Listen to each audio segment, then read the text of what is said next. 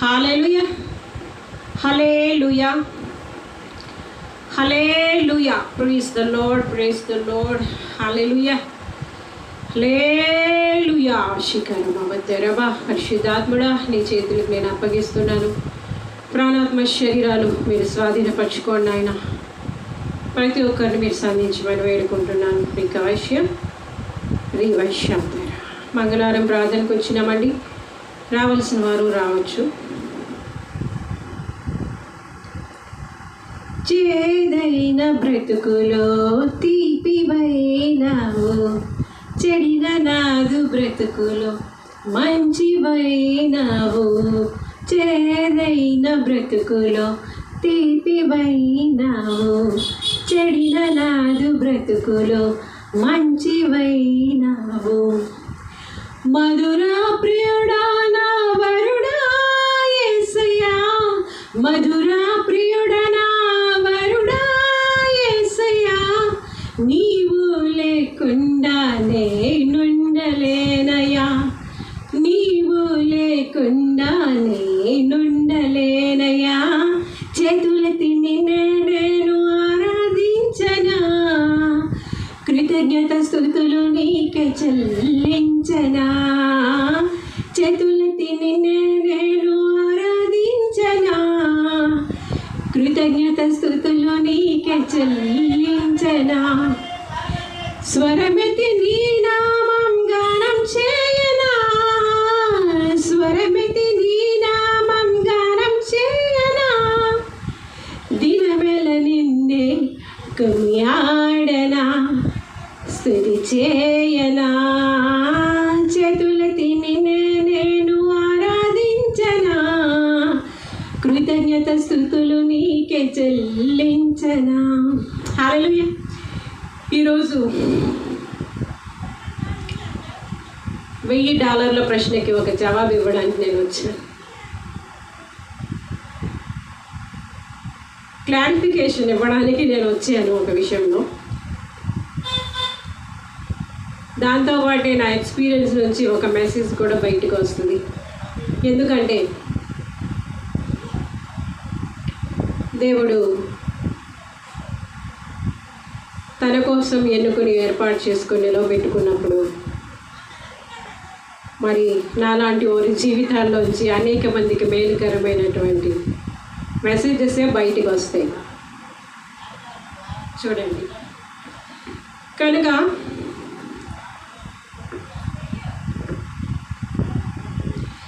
కన్నీళ్ళే పానములైన, కఠిన దుఃఖ బాధలైన, స్థితిగతులే మారిన, అవకాశం చేజారిన,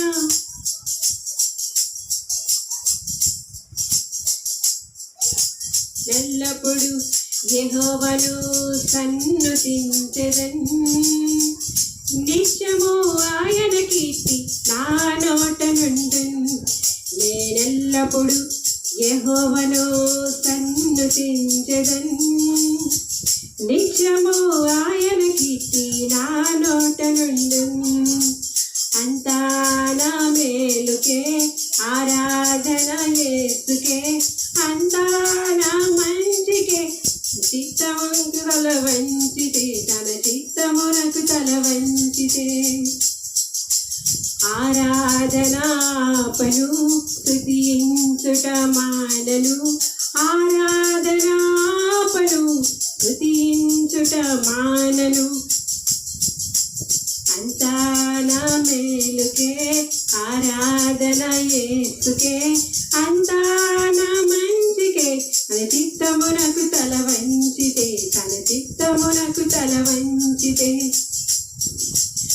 ఆరాధనాపను స్తుతించుట మానను, ఆరాధనాపను స్తుతించుట మానను. హల్లెలూయా. చూడండి, పరిస్థితులు ఎంత విషమంగా ఉన్నా, కన్నీళ్ళే పానములు అయిపోయినా, కఠిన దుఃఖ బాధలైనా, ఏదైనా ఏ పరిస్థితిలోనైనా దేవుణ్ణి స్తుతించడం ఆపకూడదు. అది అన్నమాట. అర్థమైందండి? ఇక్కడ ఏంటి అంటే ఒక మాట నేను చెప్తానండి, చూడండి. రూతు గ్రంథం నుంచి బైబిల్లో ఉండే ప్రతి మాటని నేను నమ్ముతానండి. ప్రతి మాటని నేను నమ్ముతాను. బైబిల్లో ప్రతి అధ్యాయాన్ని నేను నమ్ముతాను. ప్రత్యేకంగా కొన్ని అధ్యాయాలు, రూతు, ఎస్తేరు, ఇలాంటివి నేను హృదయపూర్వకంగా నమ్ముతాను. ఎందుకు అంటే అప్పుడు ఉండే దేవుడే ఇప్పుడు ఉన్నారు కనుక, ఆ దేవుడే సమస్తాన్ని సృష్టించారు కనుక, ఆది అంతము, ఆల్ఫా ఒమేగా, మొదటివారు కడపటివారు, రాబోతున్నవారు, అగ్ని జ్వాలల వంటి కన్నులు గలవారు. ఆయన నోటిలోంచి ఏమొస్తుందండి? 2 అంచుల వాడి గల ఖడ్గం బయలు వెడులుతా ఉంది. మీకు అర్థమైందా? ఆ దేవుడు త్వరగా రాబోతున్నారు. ఆయనే మనందరినీ పుట్టించారు, సృష్టించారు. నేను నా 18వ ఏట దేవుడిని నమ్ముకున్నాను, మనస్ఫూర్తిగా నేను నమ్ముకున్నాను. నా జీవితం అంతా దేవుడికే ఇచ్చాను. కానీ పరిస్థితులు తారుమారైపోయి తలకిందులైపోయినాయి. అందరూ నన్ను ద్వేషించడం, దూషించడం ప్రారంభించారు. అది ఎందుకు అంటే ఒక స్వార్థపరుడి చేతిలో నేను బలిపశువునైపోయాను. ఒక స్వార్థపరుడి చేతిలో బలిపశువుని ఎందుకైపోయాను? ఎందుకంటే ఈ దినాల్లో లోకానికి కొన్ని మెసేజెస్ రావాలి నాలోంచి. కొంతమందికి ఆశీర్వాదకరంగా ఉండాలి. దయచేసి నేను చెప్తున్నాను, యవ్వన బిడ్డలు, ఆడబిడ్డలు కానీ మగబిడ్డలు కానీ ప్రేమ ప్రేమ అని పరిగెత్తి జీవితాలు నాశనం చేసుకోకండి. ప్రేమ లేదు లోకంలో. ఉండేదంతా ఏంటంటే లోకాశ, శరీరాశ, నేత్రాశ, జీవపు డంబమే తప్ప ఇంకేమీ లేదు. ప్రేమ ప్రేమ అని పరిగెడితే తప్పు లేదు. మీకు మ్యారేజ్ కోసం, మీరు మీ జత కోసం మీరు ఎదురు చూడండి. మిమ్మల్ని సృష్టించిన దేవుడు మీకు జతపరచకుండా ఉంటారు. మీ జత కూడా ఎక్కడ సృష్టించే ఉంటారు. తప్పు లేదు. ప్రార్థన చేయండి. 1 సంవత్సరాలు కాకపోతే 10 సంవత్సరాలు చేయండి. 10 సంవత్సరాలు కాకపోతే 20 సంవత్సరాలు చేయండి. తప్పు లేదు. కానీ దేవుడు జతపరిచిన వాళ్ళని చేసుకోండి. వాళ్ళని మాత్రమే ప్రేమించండి. పరిస్థితులు ఎలా ఉన్నా వాళ్ళనే ప్రేమించండి. మీకు అర్థమైందా? తేడా చూస్తే ఈ యొక్క బైబిల్ అంటే అదే కట్టుబాట్లు, ఈ యొక్క ఏదంటే చర్చిల్లో కొన్ని కట్టుబాట్లు అవన్నీ ఉంటాయి కదా, సాంప్రదాయాలు, సిద్ధాంతాలు చర్చిల్లో కూడా ఉంటాయిలేండి. ఒక్కో చర్చికి కొన్ని ఉంటాయి. అలాగా నేను బాప్తిజం తీసుకున్న చర్చిలో భయంకరమైన మానవ కట్టుబాట్లు ఉన్నాయి. లేవని అనడానికి లేదు. చావో రేవో, పెళ్లి చేసుకున్నాడు చేతుల్లో చచ్చిపో అంటారా, ఆ టైప్ అన్నమాట. నాకెందుకో నా మనసు అంగీకరించలే. దేవుడు అందరి ప్రార్థన వింటారు కదా, నా ప్రార్థన నా దేవుడు ఎందుకు వినరు? నేను అప్పుడు చర్చిల మీద ఆధారపడ్డం మానేసి, ఒక్కొక్క చర్చిలో ఒక్కో రీతిగా చెప్తాను. ఒక్కో చర్చికి కొన్ని కట్టుబాట్లు ఉంటాయి. ఒక దగ్గర వర్షికారు బాబా షి అని వైష్ అంటారా. కానీ మనందరినీ సృష్టించేవాడు. చర్చిల్లో కట్టుబాట్లు ఉండొచ్చు, ఇంకెక్కడైనా ఏవేవో ఉండొచ్చు, కానీ మనందరినీ సృష్టించిన సృష్టికర్త, మనందరినీ సృష్టించిన సృష్టికర్తకి ఏ తేడా లేదు, ఏ పక్షపాతము లేదు. దేవుడు నమ్మేరని లేదు, నమ్మలేదని లేదు. ఆయన అందరి కోసం ప్రాణం పెట్టారు, అందరి కోసం తిరిగి లేచారు.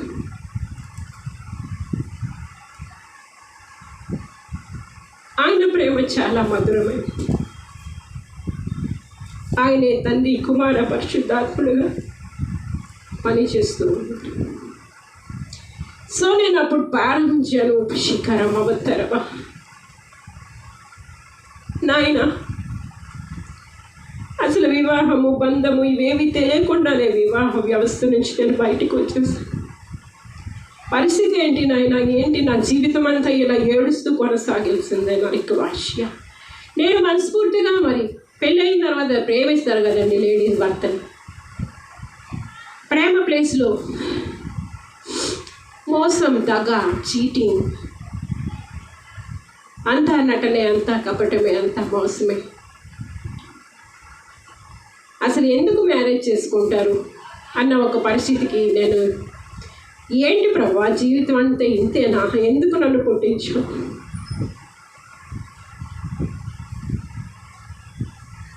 జీవితం అంతా ఇలాగ అయిపోవాలి, ఈ వ్యక్తి మారడు. చాలా అవకాశాలు నేను ఇచ్చాను, చాలా చేదైన జీవితం.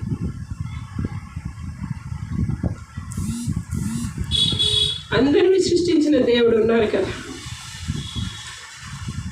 ఆయన ప్రేమ నాకు తెలుసు కదా. సో అందుకే నేను ప్రార్థించడం ప్రారంభించాను. అసలు ఏంటి నేను ఈ యొక్క వికరబరి వశాంధర కొనసాగాల వద్దా, ఏంటి నేను విడిపోవాలా, ఉండాలా, ఏంటి నాయన నువ్వు చెప్పు అని నేను ప్రార్థన ప్రారంభించానండి. ఒక 60 దినాలు ఉపవాసం ఉండి ప్రార్థన చేయాలనుకున్నాను. అప్పటికే మా ఇంట్లో రకరకాల సమస్యలు, దాంతో పాటే నేను ఒక సమస్య. సో అందువల్ల ఎవరైనా బిడ్డల జీవితాలు బాగున్నాయంటే సంతోషపడతారు, ఆడైపోయినాయి అంటే ఎవరికైనా దుఃఖమే కదా. ఆ పరిస్థితుల్లో మా జీవితాలకి జవాబిచ్చే దేవుడు మాత్రమే ఇవ్వగలరని నేను ఆలోచించాను. ఏ చర్చికి వెళ్ళడం మానేసాను. ఇప్పుడు కాదండి, 2000లో జరిగింది. ఎవ్వరి మాట వినకూడదు, దేవుడు ఏం చెప్తారో అదే వినాలి. ఇదే నిర్ణయించుకున్నాను. ఒక్కొక్కరు ఒక్కో సలహా చెప్తారు. ఎవరి చేదైన బ్రతుకు ఎవరికీ తెలియదు. నీ చేదేంటో నీకు తెలుసు, అక్కడికి తెలియదు కదా. సలహాలు చెప్పేవారికి చెప్తారు, అవునా? నీ చేదో నీ తీపో ఎవరికి అర్థమవుతుంది? నేను సృష్టించిన సృష్టికర్తకి తెలుస్తుంది కదా.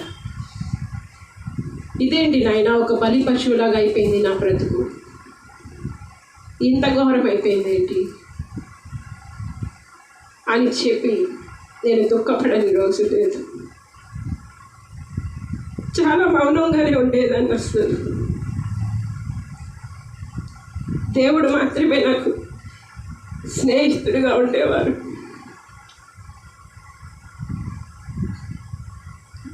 ఆ 2000 సంవత్సరంలో మొదటి దినమే నేను చాలా బలహీనమైపోయిన ఫాస్టింగ్ చేసి, అయితే దేవుడు ఒక మాట చెప్పారు, లేచి నీ చేతులెత్తి నువ్వు స్తుతించు అని.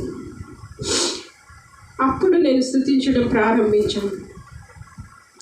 అప్పటికే దేవుడు నమ్ముకొని చాలా సంవత్సరాలు, ఎన్నో సంవత్సరాలు అయినాయి. బట్ అప్పుడు ప్రత్యేకమైన అనుభవంలోకి దేవుడు నడిపించారు. తన ఆత్మచేతలను అభిషేకించుకున్నారు 2000వ సంవత్సరం. అక్కడి నుంచి చాలా మర్మాలు, దర్శనాలు, చాలా అద్భుతంగా దేవుడు నడిపించారండి. ఇది ఎవరి కోసమో చెప్పట్లేదండి, మనందరి సృష్టికర్త. అప్పటి నుంచి ఆయన నాకు మంచి స్నేహితుడుగా నాకు ఉన్నారు. బ్రతుకు యాత్రలో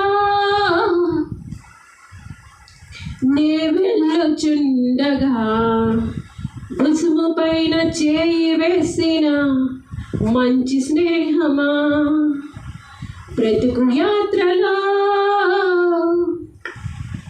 నే వెళ్ళుచుండగా భుజము పైన చేయి వేసిన మంచి స్నేహమా, ఆత్మవైన దేవా ఆదరించినావా, ఆత్మవైన దేవా ఆదరించినావా, ఇమ్మానుయేలుగా నా తోడే నీవు నడిచావా, నా మంచి స్నేహమా విడిపోని బంధమా నేను విడువాలేనయ్యా, నా మంచి స్నేహమా విడిపోని బంధమా నేను మరువాలేనయ్యా.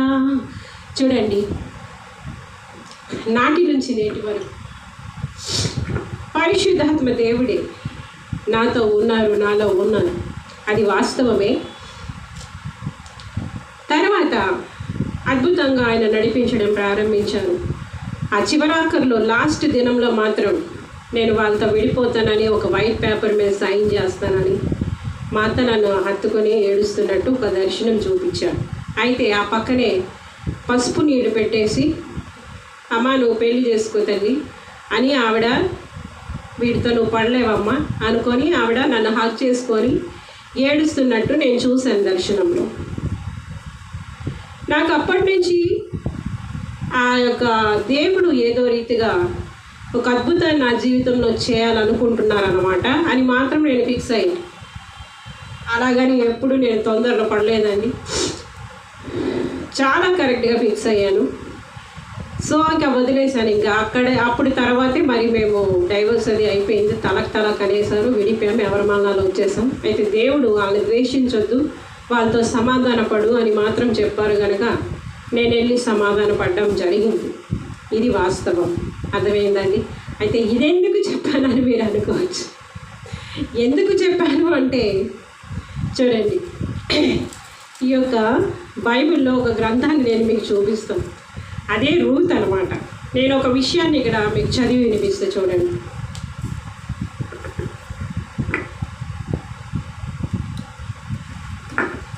హల్లెలూయా. నయోమి తన ఇద్దరు కోడళ్లను చూసి, మీరు మీ తల్లుల ఇండ్లకు తిరిగి వెళ్ళుడి. చనిపోయిన వారి ఎడలను నా ఎడలను మీరు దయ చూపినట్లు యెహోవా మీ ఎడల దయ చూపునుగాక. మీరే ఒక్కొక్కటి పెళ్లి చేసుకొని తన ఇంట నెమ్మది నొందినట్లు యెహోవా దయ చేయనుగాక అని వారితో చెప్పి వారిని ముద్దు పెట్టుకొనిను. అంతటా వారు ఎలుగెత్తి ఏడ్చి, నీ ప్రజల యొద్దకు నీతో కూడా వచ్చేదమని ఆమెతో చెప్పగా, నయోమి, నా కుమార్తెలారా మీరు మరలుడి, నాతో కూడా మీరు రానేలా, మిమ్మల్ని పెళ్లి చేసుకున్నట్టుగా ఇంకా కుమారుడు నా గర్భమున ఉందురా, నా కుమార్తెలారా తిరిగి వెళ్ళుడి. నేను పురుషునితో ఉండలేని ముసలిదానను, నాకు నమ్మిక కలదని చెప్పి ఈ రాత్రి పురుషునితో ఉండి కుమారులను కనినను, వారు పెద్దవారగు వరకు వారి కొరకు మీరు కనిపెట్టుకొందురా. మీరు వారి కొరకు కనిపెట్టుకొని పురుషులు లేక ఒంటరిగా తెలియదురా. నా కుమార్తెలారా అది కూడదు. యెహోవా నాకు విరోధి ఆయను, అది మిమ్మల్ని నొప్పించినంతకంటే నన్ను మరి ఎక్కువగా నొప్పించినదని వారితో చెప్పాను. చూడండి, ఇక్కడ ఏంటంటే నయోమి అని ఒక ఆమె ఉన్నారండి. ఇది యెరూషలేము అంటే యెహోవా దేవుడు తండ్రి కుమారు ఎవరు మన సృష్టించారో ఆ సృష్టికర్త ప్రత్యక్షంగా ఇది అబ్రహాం సంతానంలో వాడే. సో ఈ యొక్క నయోమి యెరూషలేముని వదిలేసి ఎక్కడికి వెళ్ళారు? ఎరికోకి వెళ్ళిపోయారు. తన భర్త ఇద్దరు కొడుకులు కలిపి వెళ్ళిపోతే అక్కడ ఏమవుతుందంటే, ఆమె ఒక వెళ్ళకూడని చోటికి వెళ్ళింది కనుక శాపగ్రస్తం అనమాట. ఎరుకో అంటే శాపగ్రస్తమైన ప్రదేశం. ఆ యెరూషలేము అంటే ఇక్కడ ఇది ఆశీర్వదింపబడిన స్థలం కదా. కానీ ఈ యొక్క ఆశీర్వదింపబడిన స్థలం నుంచి ఆమె శాపగ్రస్తమైన స్థలానికి వెళ్ళిపోతుంది. అప్పుడు తను దేవుని కోపానికి గురైపోయి తన భర్త ఇద్దరు కొడుకులు కూడా అక్కడే చనిపోతారు. ఆ కొడుకులకి అప్పటికే పెళ్ళిళ్ళు చేస్తారు. ఆ మోయాబు స్త్రీలని పెళ్ళిళ్ళు చేసినప్పుడు ఇద్దరు కొడుకులు చనిపోతారు. ఇంకా ఇద్దరు కోడళ్ళే మిగిలిపోయినట్టు.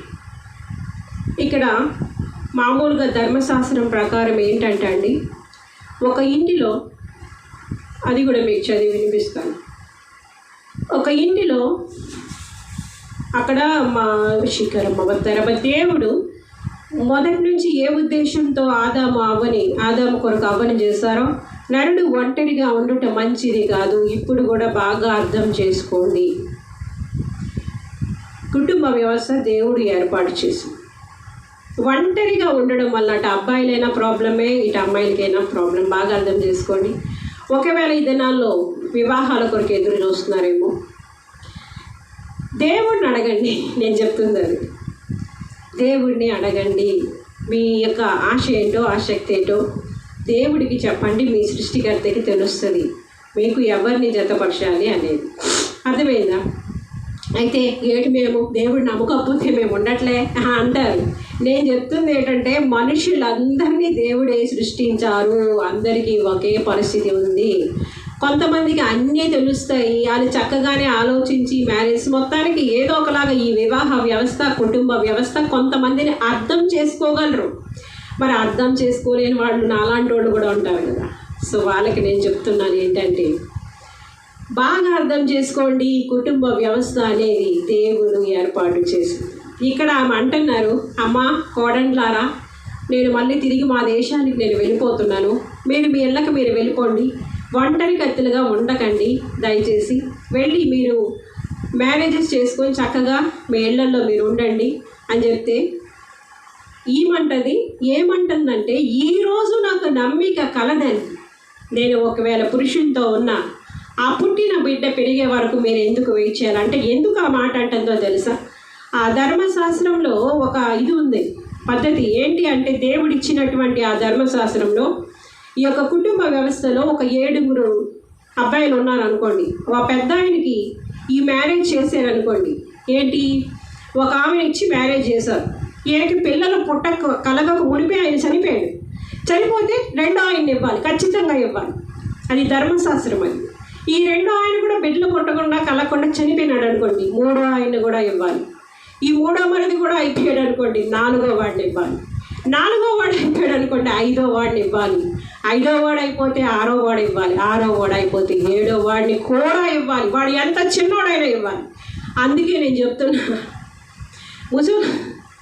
పెద్ద అంటే ఆ మగవాళ్ళకి చిన్నపిల్లలు ఆడవాళ్ళు ఇచ్చేస్తారు, కానీ ఆ యొక్క ఆడవాళ్ళకి పెద్దవాళ్ళు ఆడవాళ్ళు చిన్నవాళ్ళకి అయ్యేసరికి తప్పు ఇది రైటు అనుకుంటారు జనాలు.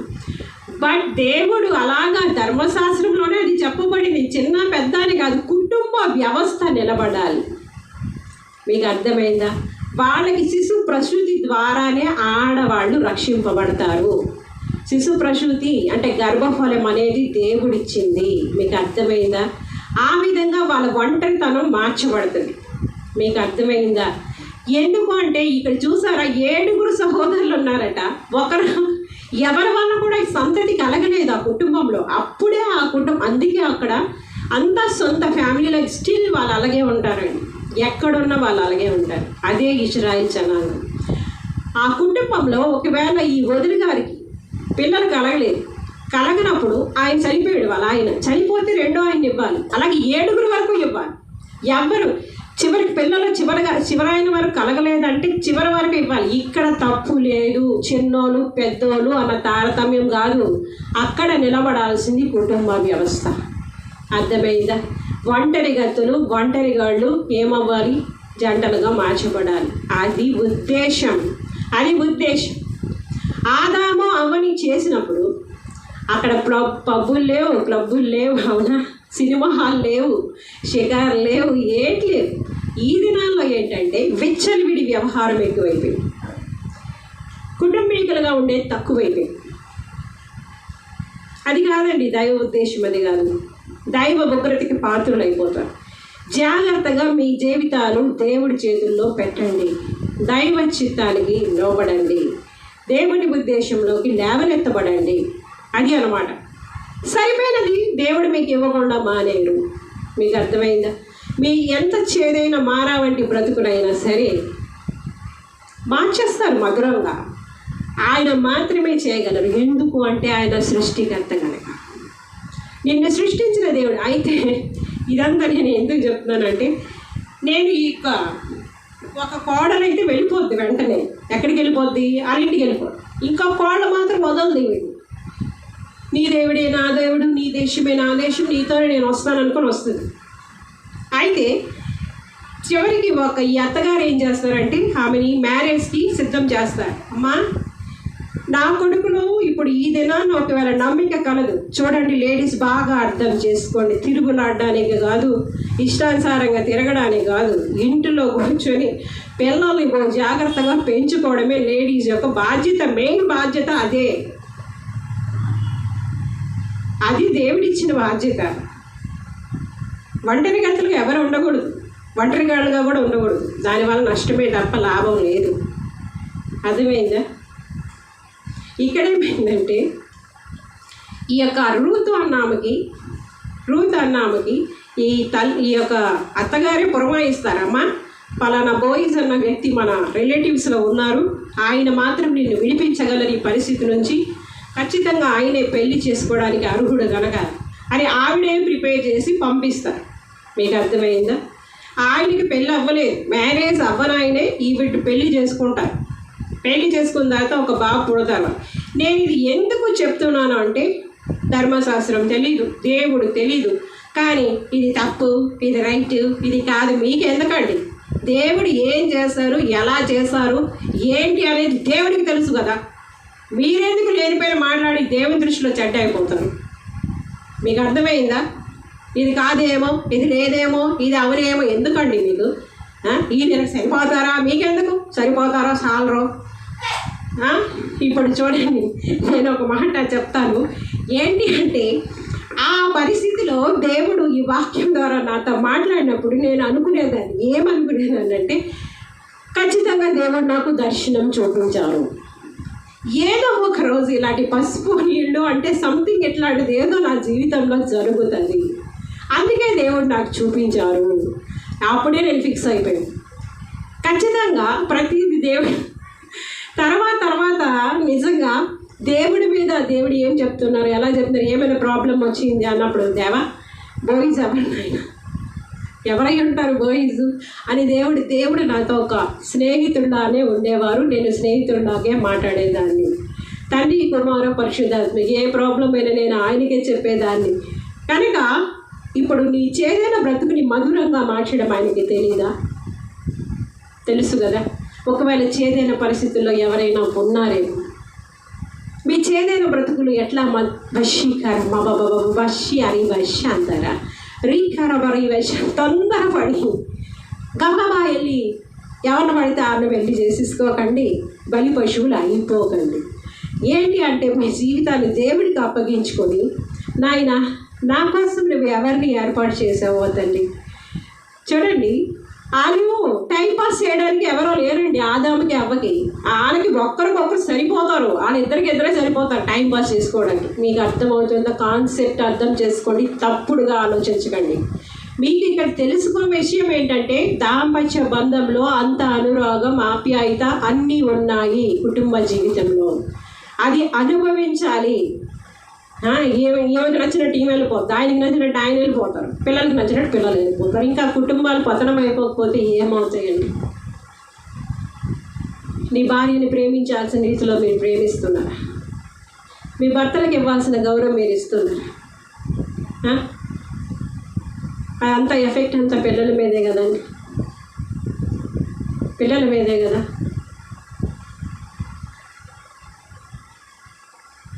బాగా అర్థం చేసుకోండి. కనుక ఏమైందంటే, ఇంకో మాట మీకు చదివి వినిపిస్తుంది చూడండి. మీరు బాగా అర్థం చేసుకోండి. ఎవరిని ఎలా పడితే అలా కామెంట్ చేయకండి, అంత కరెక్ట్ కాదని. తెలియని విషయాలు, దేవుడి విషయాలు మీకు అర్థం కానప్పుడు మూసుకొని కూర్చోండి. ఎందుకు దేవుడి దృష్టిలో ఇదైపోతారు?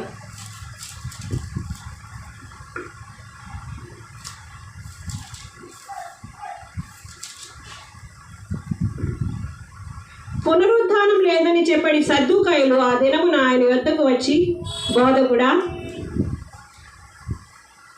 ఒకడు పిల్లలు లేక చనిపోయిన ఎడల అతని సహోదరుడు అతని భార్యను పెళ్లి చేసుకొని తన సహోదరునికి సంతానము కలుగ చేయవలని మోషే చెప్పాను. మాలో 7 సహోదరులుండని, మొదటివాడు పెళ్లి చేసుకొని చనిపోయాను. అతనికి సంతానం లేనందున అతని సహోదరుడు అతని భార్యను తీసుకొనెను. 2వ వాడును 3వ వాడును 7వ వాని వరకు అందరూ అలాగే జరిగించి చనిపోయేది. అందరి వెనుక ఆ స్త్రీయు చనిపోయాను. పునరుత్థానమందు 7 ఆమె ఎవరికి భార్యగా ఉండను? ఆమె వీరందరికీ భార్యగా ఉండను కదా అని ఆయన అడిగింది. అందుకు యేసు, లేఖనములను కానీ దేవుని శక్తిని కానీ ఎరుగక మీరు పొరపడుచున్నారు. పునరుత్థానమందు ఎవరును పెళ్లి చేసుకొనరు, పెళ్లికి ఇవ్వబడరు. వారు పరలోకమందుల దూతల వలె ఉందురు. మృతుల పునరుద్ధానంను గూర్చి నేను అబ్రహాము దేవుడను, ఈసాకు దేవుడను, యాకోబు దేవుడినై ఉన్నానని దేవుడు మీతో చెప్పిన మాట మీరు చదువులా? ఇకవశ్య ఆయన సజీవులకై దేవుడు కానీ మృతులకు దేవుడు కాడని వారితో చెప్పాడు. జనులు ఇది విని ఆయన బోధకు ఆశ్చర్యపడి. అర్థమైందండి నాయన? ఒకరి తర్వాత ఒకరు 7 పెళ్లి చేసుకున్నారు కదా ఈమెని. అంటే ఇప్పుడు మొదట ఆ వదిలినే పెద్దనే ఇచ్చారు. మరి చిన్నాడు వచ్చేసరికి ఏ వయసు ఉండొచ్చండి? 6 తర్వాత 7వ వాడంటే అది ధర్మశాస్త్రం. సూట్ అయితే దానికి ఇచ్చారా, సూట్ అవ్వలేదని ఇచ్చినట్ట? అక్కడ మీనింగ్ అది కాదు. బాగా అర్థం చేసుకోండి. ఒక్కరికైనా సహోదరుడికి సంతానం అభివృద్ధి చేయాలా, ఈ ఒంటరి కత్తిని అలా వదిలేయకూడదు అన్న ఒక ఉద్దేశం. అది దైవ ప్రణాళిక. బాగా అర్థం చేసుకోండి. ఎవరినైనా మనం పాయింట్అవుట్ చేసే ముందు దేవుడి గురించి అర్థం చేసుకోవాలి. మనందరినీ పుట్టించిన దేవుడు ఒక్కరే. ఆయన ఒక నిర్ణయం తీసుకుంటే తిరస్కరించడానికి మనుషులు ఎవరండి? చూడండి, ఇక్కడ అది తప్పు కాదు. ఈ పునరుద్ధానమందు 7 భారీగా ఉండింది కదా, మరి ఎవరి భారీగా ఉంటుంది? పునరుద్ధానం ఉందండి.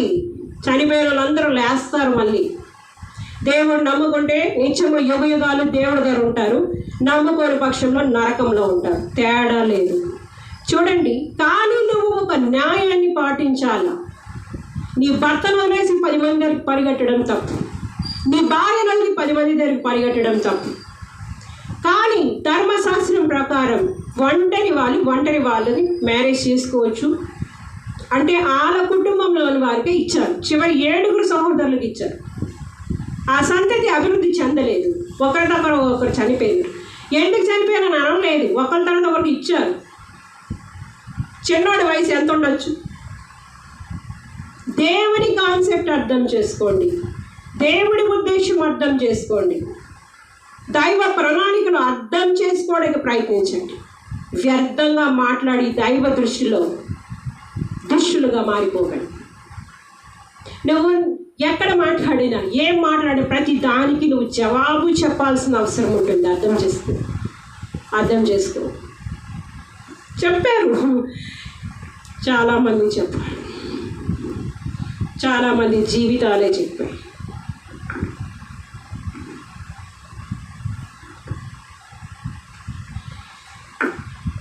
చీకటైన బ్రతుకులో వెలుగువైనావు, మృతుడనైన నాకు జీవమైనావు. చీకటైన బ్రతుకులో వెలుగువైనావు, మృతుడనైన నాకు జీవమైనావు. మృత్యుంజయుడా జయశీలుడా యేసయ్యా, మృత్యుంజయుడా జయశీలుడా యేసయ్యా, నిత్య జీవముకై నన్ను పిలిచినావయ్యా. ఈ లోకం వరకే కాదండి జీవితం.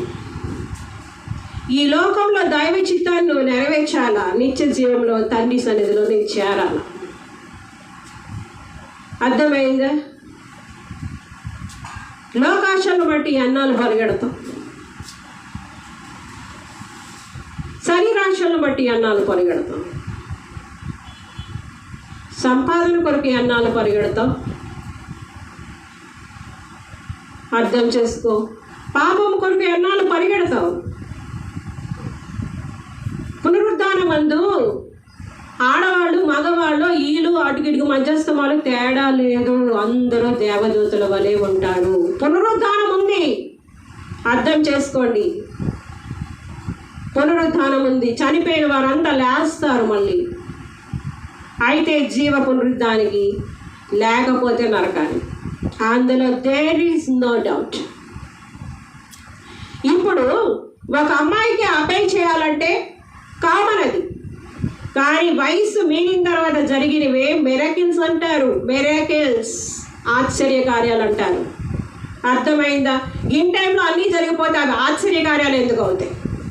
దైవ ప్రణాళిక ప్రకారం జరిగేవే ఆశ్చర్య కార్యాలు అంటారు. ఆయన పేరే ఆశ్చర్యకరుడు.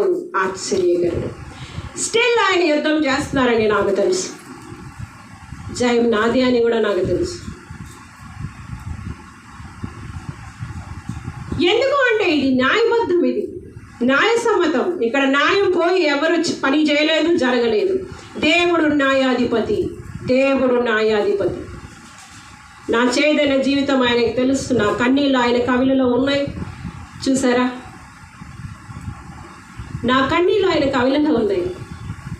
ఆయన దాచుకున్నారు. మరి ఆయన కోసం, తన కోసము ఎదురు చూచేవారి నిమిత్తమై కార్యము సఫలం చేసే దేవుడివైన నీతో సముడైన దేవుడు ఎవరైనా ఉన్నారా? ఒక బంధమంటే ఏడో తెలియకుండానే నా వివాహ వ్యవస్థ ముగిసిపోయింది. అప్పుడు నేను దేవుడిని అడుగుతానా, ఎందుకు పుట్టించావు నాయన నన్ను? ఇంకా ఇలా ఏడుస్తూ ఇంక వెళ్ళిపోవడమేనా నా జీవితం అంటే దేవుడు ఈ రూతు గ్రంథాన్ని చూపించారు నాకు. అర్థమైందా? మీరు చేయాల్సింది, ఒకవేళ మీ జీవితం ఎట్లున్నా, ఏ పరిస్థితిలో ఉన్నా, మీరు దేవుడిని అడగొచ్చు, జవాబు తీసుకోవచ్చు.